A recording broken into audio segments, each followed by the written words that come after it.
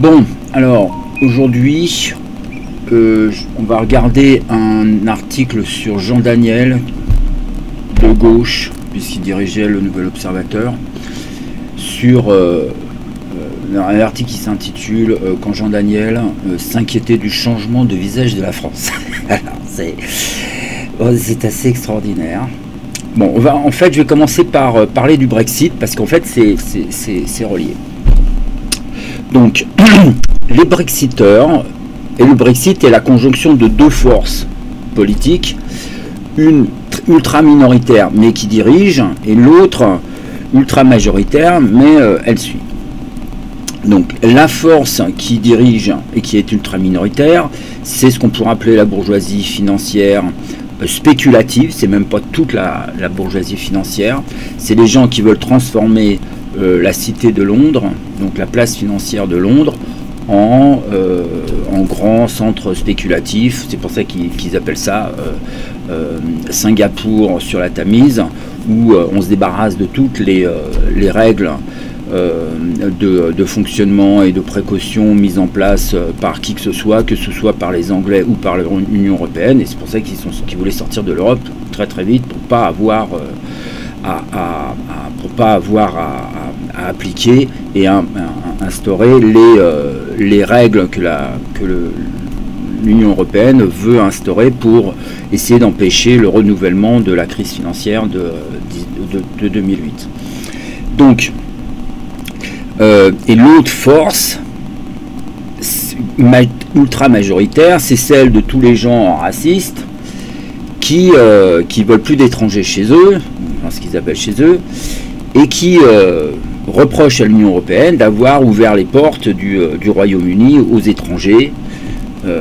Et donc, en fait, c'est des gens qui ne veulent plus. Et moi, je croyais que c'était pour rigoler. Je ne les prenais pas au sérieux. Je pensais pas que c'était sérieux.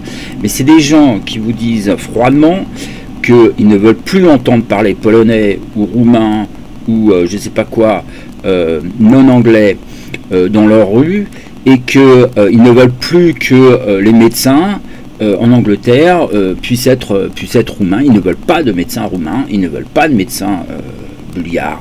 Ils ne veulent pas, ils veulent personne. Ils veulent que des Anglais. Et donc, en fait, ils se retrouvent dans la situation où, parce qu'il y a des problèmes il n'y a pas assez de médecins en Angleterre. Hein, donc, c'est pour ça que les médecins roumains venaient. Mais ils préfèrent, ces gens-là, préfèrent ne pas avoir de médecin plutôt que d'avoir un médecin roumain. Et c'est ça qui est assez fantastique. Okay. Donc, je ne pensais pas que c'était possible, ce genre de choses. Je ne pensais pas qu'ils étaient sérieux quand ils disaient ça, mais c'est le cas. C'est absolument épouvantable, c'est absolument dramatique, mais ces gens-là n'ont même pas le sens de leur propre défense, et ils n'ont pas le sens ils n'ont pas l'instinct de survie. Ils préfèrent mourir anglais que vivre au milieu de gens qui le sont moins. Ok. Enfin bon.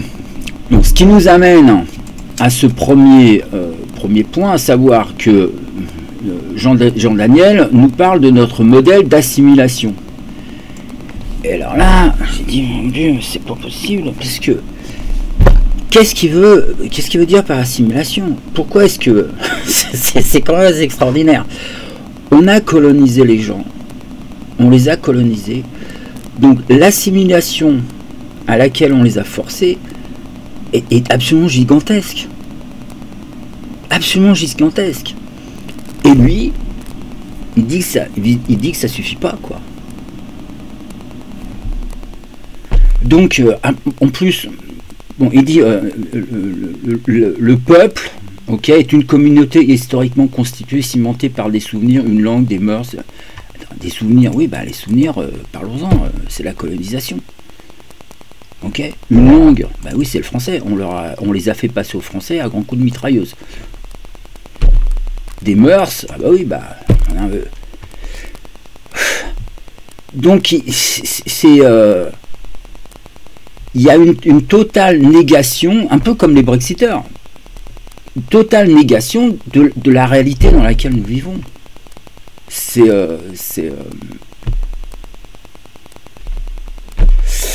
Bon, alors j'avais noté un autre point. Ouais, alors ici, bon, ok, on peut commenter là-dessus. Donc, le visage, ce que devenait le visage même de la France. Mais mon vieux, le visage de la France, il a bien changé le jour où, en 1830, on a colonisé l'Algérie et puis qu'on a continué avec les autres. Donc, donc maintenant, il dit quoi? Il dit quoi? Il ne s'est pas aperçu qu'il y a eu la décolonisation. Ça, c'est un changement du visage de la France. Ça l'inquiète pas. Enfin, et donc, de quel changement du visage de la France il parle? Ok. Donc maintenant, il dit, alors le truc en clou, une islamisation de la vie quotidienne dont l'expansion est inquiétante. Bah oui, mon pote, fallait pas le coloniser. Hein. Si on savait que l'islam était vraiment un truc pourri, et on devait le savoir puisque on a en gros le même à la maison, je suis un peu méchant, mais que le catholicisme, si on dit que l'islam est mauvais, le catholicisme, bonjour les dégâts. Donc une islamisation de la vie quotidienne dont l'expansion est inquiétante, écoutez, fallait pas les coloniser. Il fallait faire une véritable décolonisation, ce qu'on a refusé de faire. Ok. Et la décolonisation n'a pas été notre fait, ça a été le leur. C'est eux qui se sont décolonisés, c'est pas nous qui les avons décolonisés. Et la décolonisation n'a été que partielle. Elle a été uniquement, c'est quelque chose de très très important et de fondamental, elle a été uniquement une décolonisation civique, c'est-à-dire que finalement, enfin, les colonisés recevaient des droits civiques que nous leur avions interdit d'avoir du premier au dernier jour de la colonisation. Finalement, enfin, ils recevaient des droits civiques, et enfin ils avaient le droit de voter et de décider qui allait les gouverner. Parce que du temps de la colonisation, ils nous regardaient voter pour décider qui allait les gouverner. Bon, ça c'est fini. Okay. La conséquence de ça, c'est qu'il y a des États qui ont été créés, ok, mais ces États, on les a créés, et là, on peut dire, oui, nous leur avons accordé l'indépendance, oui, parce qu'ils ne nous ont pas demandé notre avis, ça. Et puis la deuxième raison, c'est parce que, de cette façon, on était sûr qu'ils n'auraient pas la nationalité française. On est obligé de leur laisser l'accès à la nationalité et à la citoyenneté, et au moins, ça ne serait pas français. Ça ne serait pas la citoyenneté française. Sauf que manque de peau. Au matin, c'est vrai que ces gens-là sont vraiment d'un ridicule achevé. C'est manque de peau au matin du 2 juillet 62, pour prendre le cas de l'Algérie. Tous les petits Algériens qui sont nés à partir de cette date n'étaient plus décolonisés. C'était fini la colonisation. Et donc, tous ces petits bambins ont reçu la citoyenneté et la nationalité française. Ah bah oui mon pote, hein, si tu veux, t'es fait baiser, hein, viens pas. Écoute, c'est quand même assez extraordinaire. Et donc tous ces petits bambins, bah, ils ont grandi. Hein. Oui. Ils sont arrivés à l'âge de 18 ans, donc autour des années 80, et bang, ils ont commencé à pouvoir aller voter. Ce que les gens de l'Algérie française, Jean Zemmour, ils ont fait une guerre génocidaire pour empêcher ça d'arriver, quoi. Et manque de peau, au matin du 2 juillet 62, bang, bang, bang. Je suis mort de rire. Enfin bon. Donc, la dernière chose sur laquelle je voulais commenter, parce que ce truc, c'est vraiment... c'est ici, c'est surtout que là. Et c'est pour ça que je parlais du Brexit, parce qu'il raconte la même chose que le Brexit. Alors, c'est aussi extraordinaire que ça. Donc il dit, j'ai commencé à me poser ces questions un soir où je regardais des jeunes jouer au football qui se parlaient en arabe et ignoraient les Français qui les côtoyaient. Voilà. Là, il joue les victimes, il nous fait un complexe d'exclusion. D'abord, ils parlent un arabe avec l'accent parisien ou l'accent marseillais. Quand ils vont en Algérie, on les reconnaît. Ok. C'est leur arabe, il est bien, hein, il n'y a pas de problème. Mais enfin, c'est avec un accent parisien, parce que comme chacun sait, mon beau-frère vous le dirait, les Arabes, les vrais, ils vivent au bord de la Seine. Donc, il n'est même pas au courant, hein, que l'arabe que parlent les gens ici, c'est un arabe qui pas... Hein, donc, bon. Et qu'il y aura les Français qui les côtoyaient. Écoutez, là c'est le complexe d'exclusion. Oui, bon, écoutez, on peut régler ça, ce problème très facilement. On apprend quelques mots d'arabe, puis ça y est, c'est bon. Hein. Ils vont. Et puis à un moment donné, et ça, Jean-Daniel visiblement ne veut pas en entendre parler. Il faut comprendre le ressentiment des ex-colonisés à notre égard. D'un chien. Et oui, il va falloir expliquer ça à nos enfants. Et c'est pas simple.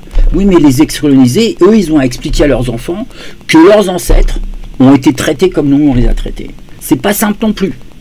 Et je parle pas des gens qui ont fait... je parle pas des gens qui sont des descendants d'esclaves, parce que là, c'est encore pire.